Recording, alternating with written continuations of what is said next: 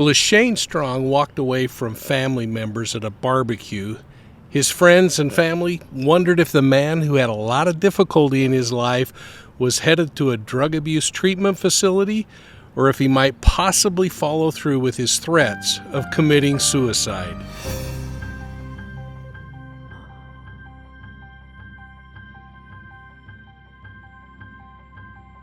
But his mother was left wondering what was hiding inside that storage unit that she didn't even know existed. Let's dig into this missing persons case on Profiling Evil. Well, hello everybody. I'm coming to you from Saskatoon, Saskatchewan, up in Canada. This episode, it deals with difficult subjects, things like depression and suicide. So please use discretion in listening to this episode if necessary.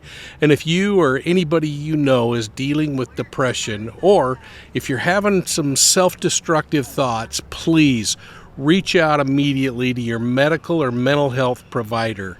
There is help available. And if you don't know who to call, contact your local law enforcement agency and ask them for help. Shane Strong was a fun-loving guy, yet he was kind of an irresponsible dad who popped in and out of his kids' lives. He struggled with drug addiction at times, and many believe he was tormented by that addiction, especially at the time he disappeared. His case would eventually land on the desk of investigators in the Ogden City Police Department, who worked tirelessly to get information from associates and family members. Most of the time, their calls went unanswered, yet social media showed really great interest in this particular case. In fact, my calls to the family went unanswered as well as what the police experienced, but it could be that the phone numbers that I have are just frankly no longer working. Hey, before we get started, take a moment, hit that like and subscribe button, and ring the bell so that you get all of our notifications here at Profiling Evil. You can find links to subscribe to our friends over at Adventures with Purpose in the description down below. But let's start by talking about victimology, this study of the victim. Shane's mother told the media that he suffered from a head injury sometime before he disappeared. But she also said that he might have schizophrenia. Now, I'm wondering if she's gotten her thoughts and her words mixed up a little bit, and that there's really no official diagnosis that's been made. But what we do know is that Shane Strong tried to remain connected with his family members, especially his mother and his children. Now, going without contact with them is completely out of character, and that has them worried. Shane was divorced, and his ex-wife indicated that he had a cocaine addiction when they were together, but she believes that he'd gotten clean, possibly even found religion, although she doesn't know if he relapsed, as some of the evidence might be suggesting. Now, I found this video of Shane just before he disappeared, and he's rapping about some thoughts as he sits with his daughter at dinner. In that rap, you can hear him kind of call out religion briefly, but his rant is mostly intended to be humorous, I believe. Let's listen. Rattling and going and we keeping it flowing. We got the Pepsi, see, and it's the colors and the circles and look like Trinity and the 3 and the B. Still working with the buffalo chicken from the top. It was like a pizza, but the dough. I gotta stop. But I'm gonna work and taste this so good. My daughter and these veggies, the fun, it's all joy, it's understood. The images of Shane show the lack of dental care that this guy had throughout his life, and you can see from the photos that his dental impression changed dramatically. Now, this could be a reflection on health care choices, or it might be his inability to pay for dental care. The jobs he held probably didn't have health and dental plans, and it's possible that any money he earned, if the reports are accurate, could have gone to buying illegal drugs. Marcus Ortiz of a nearby Salt Lake television station ran this story on Shane Strong a few weeks ago. Let's watch. This isn't the first time that Shane Strong has disappeared. But his son and daughter say, never like this. That's why they're reaching out in hopes that word gets to him, or perhaps someone knows where he's at. The last time he was seen was about November 17th, and it was with me and 2 of my uncles. We were barbecuing chicken, having a conversation, hanging out, and then he left, and I never seen him again. Still working with the buffalo chicken from the top. And this is one of the last moments Shane Strong had with his daughter. I wasn't the last time I've seen him, but it was one of the last times that we really had a dinner together and got to talk. Last November, their father got into his 1977 orange Impala, drove from 37th Street in South Ogden, and headed to a place where he was staying in Ogden. That's what's really concerning me. Is everybody knows him because of his car, and no one can find the car. Strong grew up in Ogden. His family is also a fixture in the city. They've done personal searches on the streets, in homeless shelters, jails, and mental health facilities. But there's been no sign of him. Their father did send a letter to his mother saying he was leaving to get help for his drug addiction. That letter doesn't make any sense because my father, he had his problems, but he loved his kids. He always called us, no matter what kind of things he was doing. But not this time. That's why they filed a missing persons report with Ogden police. But the family's been unhappy with their effort. They've also turned to social media for help. There's pictures of their father, his orange car. Some of the sightings people have posted turned out to be bogus. I've gone to these places, to places that he told me he loved to go to. No car, no sign of my father. Since a young age, their dad has been in and out of their lives. But recently, fences were mended, and the past is forgotten. And they now realize how much he's missed. Just his laughs, how he always tries to make me laugh. The talks he gives me, sometimes he'll give me some religious talk, and sometimes I'll just roll my eyes, but I'd give anything to just hear one of those talks again. If anyone has seen Shane Strong, contact Ogden Police or his family. They can be found on social media. Visit our website, abc4.com, click on this story, and follow the links to their Facebook page. For Missing in Utah, Marcus Ortiz, ABC4 News. Well, let's dig into some of the facts on this case. The Adventures with Purpose team are going to need these as they figure out places to go. First, Shane Strong left that family outing in South Ogden, Utah, and he headed toward his home in Ogden. It's about 3.5 miles away. That's about a 10-minute drive, and this all happened sometime right before Thanksgiving, around November 21st of 2021. Fact number 2, he was driving his 1997 orange Chevrolet Impala. Now, his son would tell the media later that everybody in town knows that vehicle, and nobody has seen the car. Number 3, Shane Strong apparently sent a letter to his mother around the time of his disappearance, saying that he was going to get some help for his drug addiction. Media reports suggest that this was actually written on a postcard, and that postcard didn't have any postage on it. So I don't believe anybody really has been able to produce this document, and we really don't know the crux of what's going on there. The letter, the postcard, doesn't make any sense to Strong's son, who said, quote, "My father, he had his problems, but he loved his kids. He always called us, no matter what he was doing," close quote. Fact number 5, Strong's vehicle registration would have expired 4 months later in March of 2022, and it appears that his car has never been registered. His phone number shows that it also has been vacated. The bill may be not paid, and it's been returned to the pool. Let's talk about the investigation a little bit. This case was referred to the Ogden City Police Department, and when I spoke with investigators, they said they've combed through that report numerous times. I have no reason to question that. They've requested assistance from outside law enforcement, including California, to check out possible leads, and they've combed through the community, including accessing intel from the Ogden Area Tactical Center. It's called the ATAC. I had the privilege of helping build that real-time crime center, and their capabilities are unmatched anywhere in the country. Now, I asked the Ogden Police Department Chief, Eric Young, if he would allow the Adventures with Purpose team to access the case detectives and the case in order to leverage their unique skill set. Within minutes of my request, the chief let me know that he was all in. In fact, he represents what other law enforcement agencies should do. it could be a model, an open mind to any possibility or resource that could help the agency solve the crime, or in this case, a missing persons case. Now, I didn't want to impose on the chief or the investigators by asking questions that frankly shouldn't be answered. Things like the dynamics of the investigation. Instead, I'm going to leave this to any release that they might make through videos that Adventures with Purpose will release in the coming days. But rest assured, folks, I'm comfortable with the amount of work the investigators have put into this case. I'm sure they've examined forensic phone records. They've attempted to interview friends and family, and they've forensically tracked Shane's vehicle to find out where it's been or where it might be. Shane's mother indicated that she learned her son had a storage unit in Ogden. This one is really interesting to me.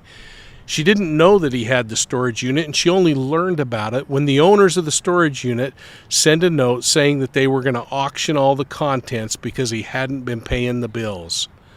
Well, she stepped in and started paying the bills each month, but because she's legally not on the account, she can't access the facility and see what's inside there.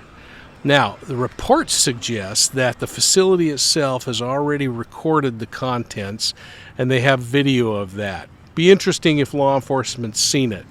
My hope is that the police department has already asked for a search warrant to check out the contents and see if they yield anything of value. I mean, wouldn't that be something if Shane pulled into that storage unit to sleep or to hide? Now, the guy had a drug habit apparently and was known to associate with drug dealers in the town. You know, it wouldn't be the first time that somebody used a storage unit as an apartment. Imagine the surprise if that guy was in there.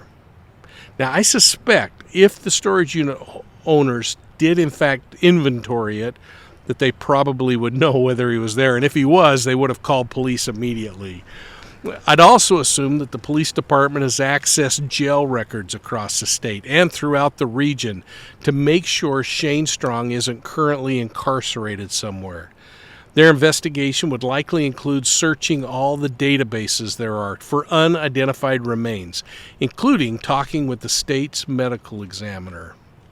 Now, I made this video with Doug Bishop of Adventures with Purpose before I headed to my speaking assignment here in Canada.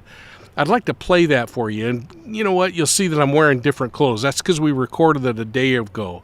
But I hope that Doug and Heavy D find it useful as they search the waterways around Ogden. Hey everybody, it's Mike from Profiling Evil. I've been studying criminal behavior for more than 40 years, and one of my favorite research tools is Truth Finder. It's online, and you're not going to believe the information stored there. So if you want to know more about that new neighbor, your babysitter, or your next online date, give Truth Finder a try.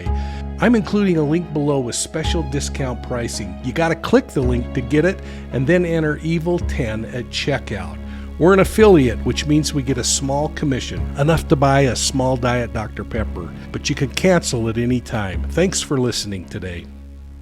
Well, now what I want to do is slip over and talk to Doug Bishop and the Adventures with Purpose team to talk a little bit about this area. Now, to orient you, we're talking about the Utah area and northern Utah. More specifically, for those of you who are familiar with the Rocky Mountain Range, we're going into the Rocky Mountains as well. Ogden's situated just on the west side of the Rocky Mountains.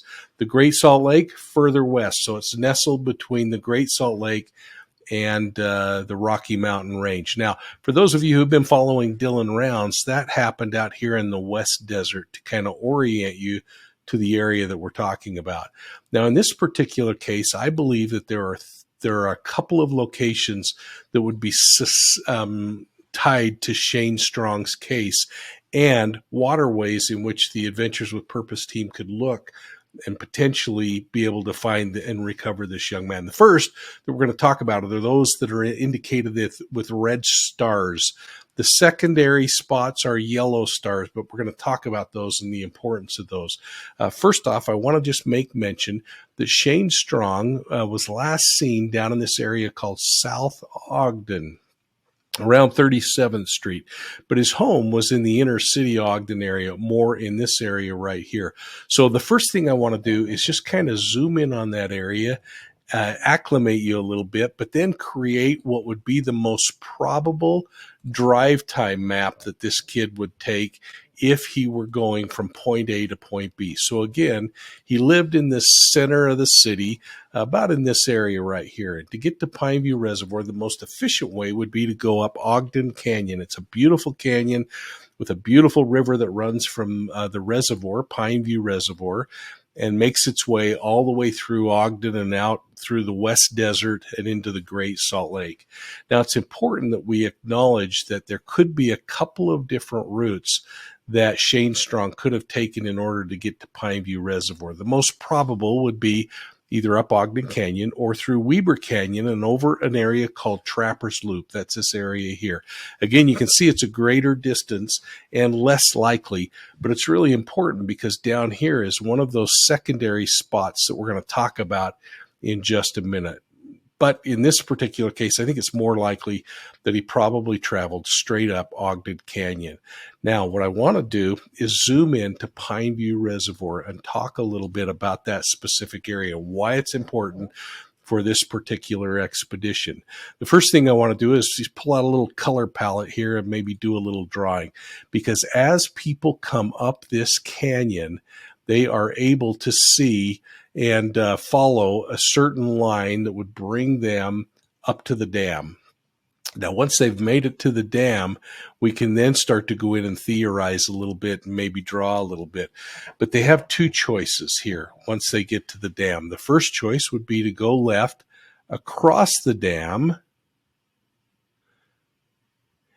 and then go up the north side of the dam. And you can see all along this area, there are places where a vehicle could potentially go in the water. The other option, just continue straight on up the road. And there, I'm going to just give you a little simulation that I created. In fact, we're going to watch that on the video, but what you're going to see is in my vehicle a few days ago, I drove up to an area where a lot of vehicles go into Pineview Reservoir and need to be pulled from Pineview Reservoir. In fact, just about 2 weeks ago, a vehicle that had been missing for 50 years was pulled out of the deep water there, and it is deep.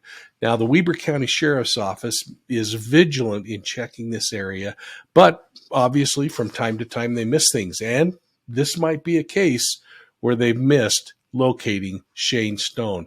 Now, the area that we're going to be concerned about are these pull-out areas that are right in here. And these are really significant because people come up here at a pretty good rate of speed and then decide to take the turnout and pull into here. Now, recently they've built a small berm, and you can see in this video that we're looking at here that that berm is in place and would make it a little difficult for a vehicle to go off the edge. But if they've got some real speed, it could become a real jumping point for vehicles going down into the water below. So we have to keep that in mind. Now, there are a number of other turnouts up the road that we're going to look at. But the thing that is so important in this particular discussion that we're having and this information that we're looking at is to think about the areas that might be searched. And the thing that's going to be interesting for the Adventures with Purpose team is to start checking areas along this edge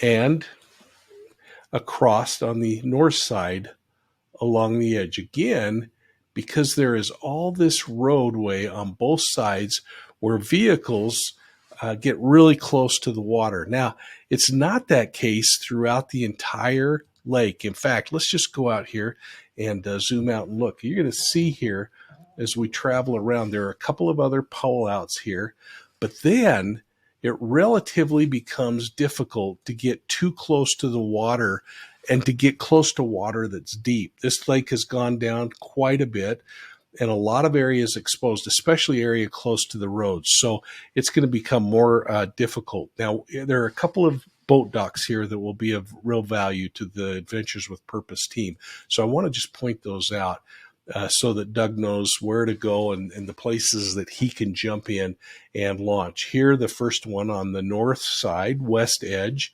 And then the other main dock is located over here in an area called Cemetery Point. There, he can also launch and get access to the lake. So this is going to be a really interesting lake to look at and to consider further as he goes along. Now, I want to go back out and look again at that traffic pattern that we were looking at. Again, we started in town, in the area where his home was, but this time we're going to go up to a place called Causey Reservoir.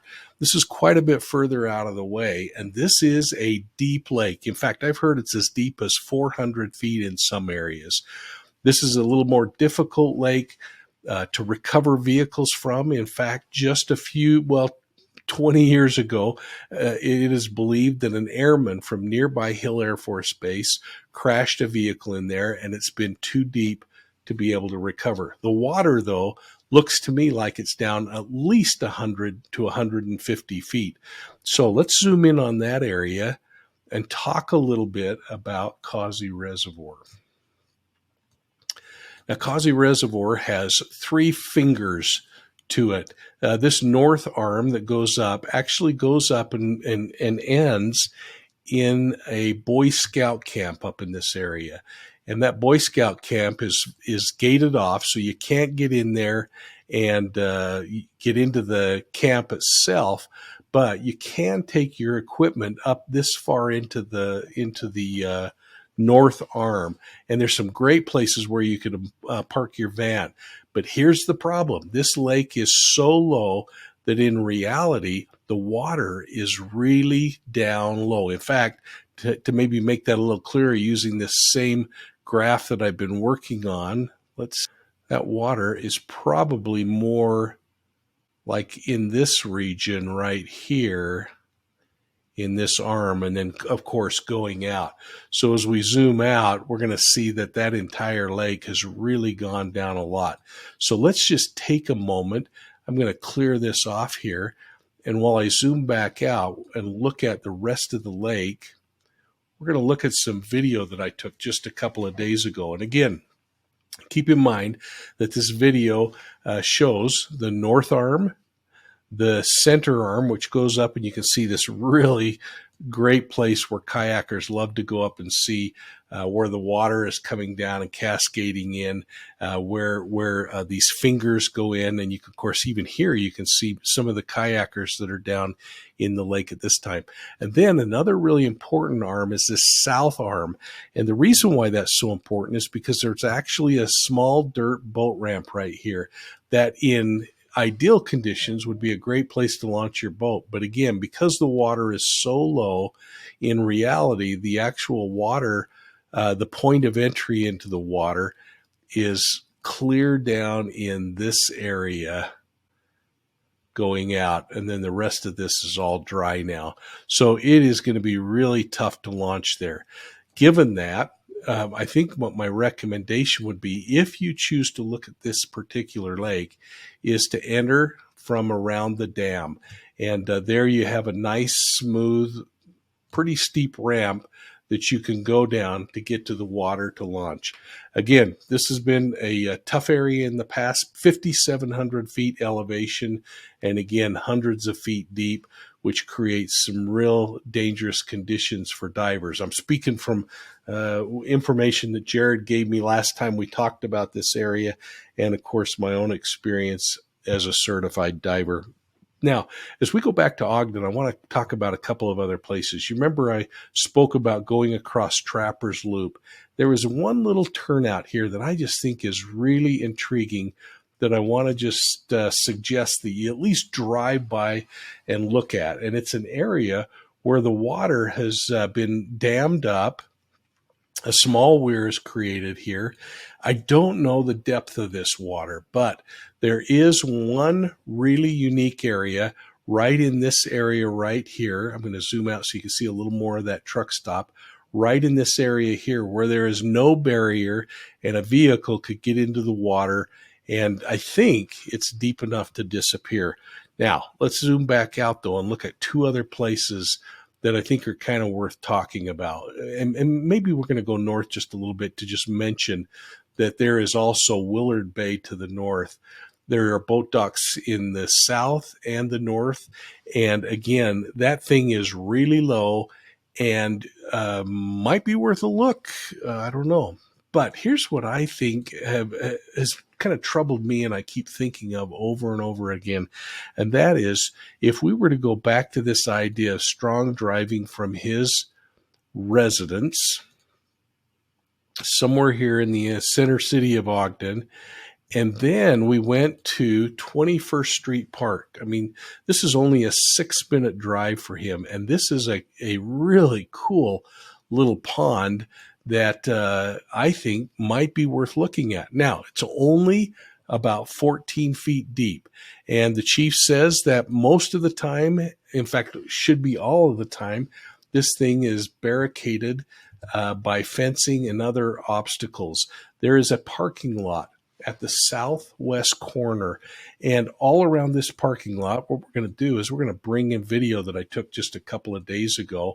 All around this southwest parking lot is a berm. It would be pretty darn hard to get a car through this public parking area and up and over and into the lake. Now, it's possible that you could cut through the yard of this business that's right here.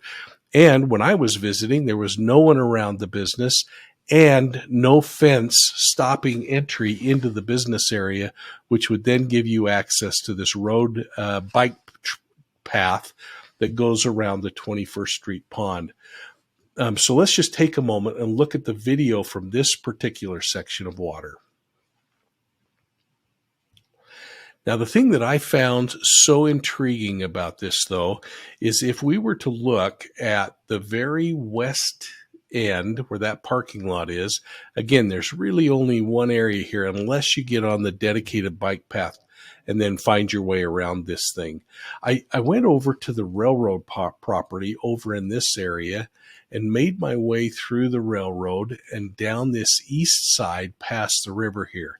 Again, it's just too far and too dense to get a vehicle from there into the river. But I did find it interesting that there is no fence off of this dedicated bike trail that comes in from the city and connects to the bike trail around 21st Street Pond. So a vehicle could come off, as I'm showing here in this little video segment, come off of the road and get access into that area. Again, it's a wild guess, but worth talking about. Now that caused me to think of another area where some really intriguing things have happened. A whole bunch of apartments have been built in this area here. And there is a segment of water that moves through this area. And if you take a back road, you can work your way around this river and up into this area, which I find really intriguing. And I thought of this area because many years ago, I went to that location when a person was recovered from there and their body was brought out. It's really interesting because most of this river is only 2 to 3 feet deep, just filled with all kinds of debris and other kinds of things as sediment has washed down the river.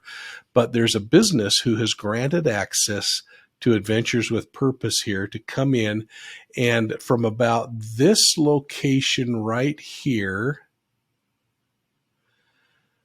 to the north of this huge slack water, they have dredged this out about 3 or 4 years ago, and it is 10 to a little bit deeper feet deep through this area. It might be an area worth looking at.